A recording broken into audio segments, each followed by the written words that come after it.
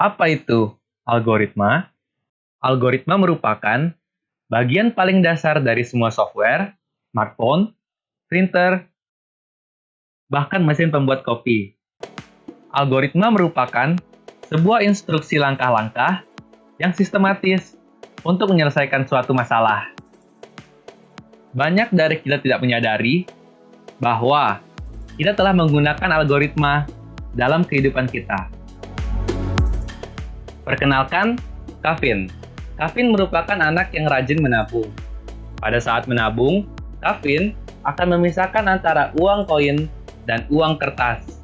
Kita ambil contoh uang 500 koin dan 1000 kertas. Secara tidak sadar, Kavin telah menggunakan algoritma. Pertama, Kavin akan mengambil sebuah uang. Jika itu uang kertas, maka akan masuk ke dalam kotak A. Dan jika uangnya koin, maka akan masuk ke dalam kotak B. Namun, komputer memiliki bahasa yang berbeda dengan manusia. Maka dari itu, kita harus menggunakan pseudocode untuk menerjemahkannya ke bahasa yang lebih dimengerti komputer. Apa itu pseudocode?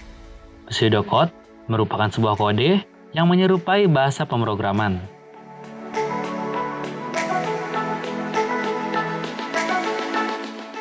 Pertama, kita membuat variabel dengan nama n untuk menampung nilai uang, dan variabel a dan b untuk menjadi kontainer variabel a dan b. Setelah itu, kita akan menginput nilai uang ke dalam variabel n.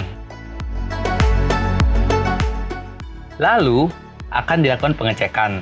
Jika n sama dengan 1000, variabel a akan ditambah 1000. Lalu, kita input kembali nilai n dengan 500.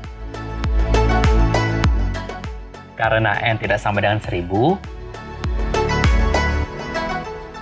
maka variabel b akan ditambah 500.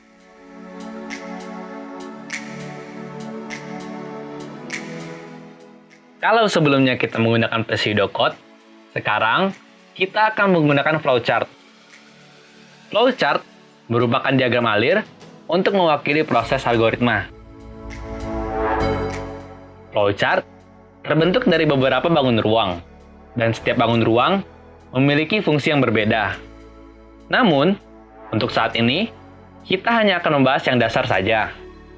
Dari yang pertama, yaitu bentuk kapsul, berguna sebagai pembuka dan penutup flowchart. Lalu persegi panjang, sebagai proses ataupun fungsi. Kemudian jajar genjang sebagai input dan output variabel. Lalu yang terakhir, belah ketupat sebagai pengandaian. Berikut merupakan implementasi kasus yang sebelumnya ke dalam flowchart. Pertama, diawali dengan start. Kemudian, kita set nilai n, a, dan b sama dengan 0. Lalu, input variabel n. Lakukan pengecekan. Apakah n nilainya 1000 atau tidak? Jika iya, maka a ditambah 1000. Lalu, ditutup dengan n. Dan jika tidak, maka b ditambah 500. Lalu, ditutup dengan n. Di dalam algoritma, ada satu komponen yang disebut variabel. Sama seperti pada matematika, variabel berfungsi untuk menampung suatu nilai tertentu. Jika biasanya variabel menampung nilai angka, maka pada algoritma, variabel bisa menampung nilai lainnya, seperti teks dan file. Variabel juga memiliki suatu komponen bernama tipe data. Tipe data berguna sebagai penentu. Data seperti apa yang akan ditampung oleh variabel tersebut. Pada saat ini, kita akan membahas tipe data yang sering digunakan, yaitu varchar, integer, float, dan boolean. Tipe data varchar berguna sebagai data kumpulan huruf ataupun angka. Integer dan real berguna sebagai penampung data angka. Dan boolean yaitu tipe data yang hanya mempunyai dua nilai, yaitu true dan false. Walaupun varchar, integer, dan float bisa menampung data angka, namun tipe data varchar tidak bisa memproses perhitungan matematika. Tipe data varchar hanya berfungsi untuk menyimpan data dalam bentuk kata ataupun kalimat. Sehingga, walaupun terdapat angka, angka tersebut tidak bisa diproses perhitungan. Dan juga, kalau integer sebagai angka bilangan bulat, lain dengan float, yaitu sebagai angka desimal.